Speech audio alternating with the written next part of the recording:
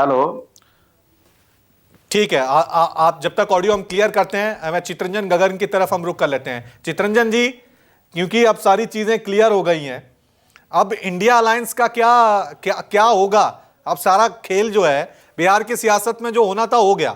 बिहार की सियासत में मुख्यमंत्री नीतीश ही हैं, बस सरकार बीजेपी के साथ मिलकर बनी है। लेकिन लोकसभा चुनाव 2024, क्योंकि अब ये बड़ा चुनाव है देश की राजनीति के लिहाज से, इंडिया अलायंस का क्या है? बना है या बिखर गया है? नहीं नहीं, बिखरने का सवाल नहीं है। यह जो है कि ममता बनर्जी जी का आपने बयान सुना है, तो ममता बनर्जी तो कह रही हैं कि मैंने तो इसीलिए नीतीश जी का विरोध किया था क्योंकि इनकी विश्वसनीयता नहीं थी।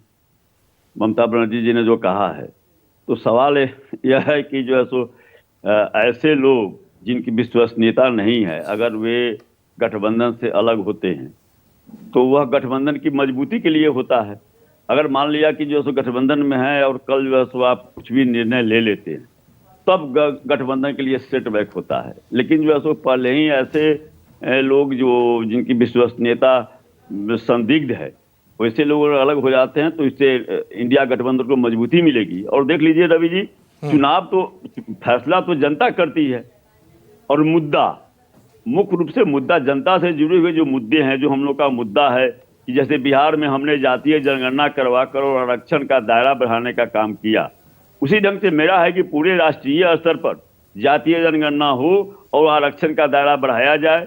चितरंजन जी, लेकिन नीतीश कुमार तो ये कह रहे थे कि ये काम तो सरकार ने किया, नीतीश कुमार का कहीं ना कहीं ये मनसा थी इसलिए हुआ। दूसरी बात चितरंजन जी, आप ये कह रहे हैं कि ठीक है इंडिया अलायंस की बात करें, लेकिन जब विश्वास ही नहीं था, नीतीश कुमार की विश्वसनीयता पर सवाल जब उठाए तो उन्होंने ही तो पूरी भूमिका निभाई, जो सूत्रधार बने, तब एकजुट क्यों हो गए? और अब अचानक से आप कह रहे हैं कि ठीक है, ममता बनर्जी तो कह ही रही थी कि उन पर विश्वास नहीं किया जा सकता।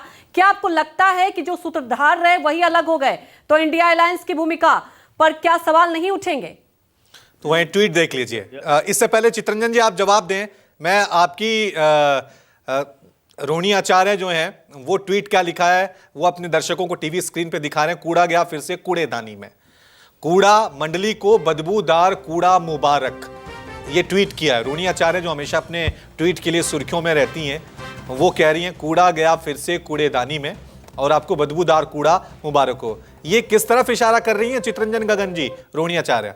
नहीं, देखिए रवि जी, राजनीति अपने जगह पर है, लेकिन नीतीश जी हमारे सम्मानीय नेता हैं। मैं काफी व्यक्तिगत रूप से उन्हें सम्मान और आदर के भाव से उन्हें देखता रहा हूं। उनके साथ मुझे सड़क पर भी संघर्ष करने का मौका मिला है। यह बात जरूर है कि जो लोग भी नीतीश जी के साथ सड़क पर संघर्ष किए हैं, उन लोगों के मन में राजनीति से इतर कचोट जरूर है। तो ये जो ट्वीट किया है रोहिणी आचार्य ने, कूड़ेदान से यहाँ पे कंपैरिजन किया है, क्या कहेंगे इस पर? अब रोहिणी आचार्य जी क्या ट्वीट करती है, नहीं ट्वीट करती है, वह जो है उनका मामला है, उसमें हम कोई टिप्पणी करना नहीं चाहेंगे। बराबर सोशल मीडिया पर लिखती रहती हैं, सोशल मीडिया पर तरह तरह के लोग अपने ढंग से ट्वीट करते रहता है, इसलिए उस पर कोई टिप्पणी करना मेरे लिए जी।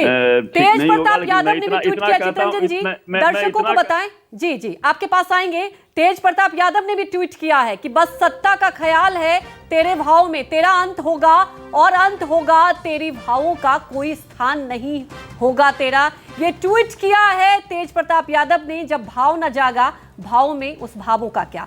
तो इस पर क्या कहेंगे चितरंजन जी? देखिए, दिल तो टूटा है, तकलीफ तो हुई है, ठीक है, आप सम्मान करते हैं, और उसके पहले कल यही बयान आ रहा था आरजेडी की तरफ से, लेकिन अब भी सम्मान कर रहे हैं, ये जनता को समझ नहीं आ रहा।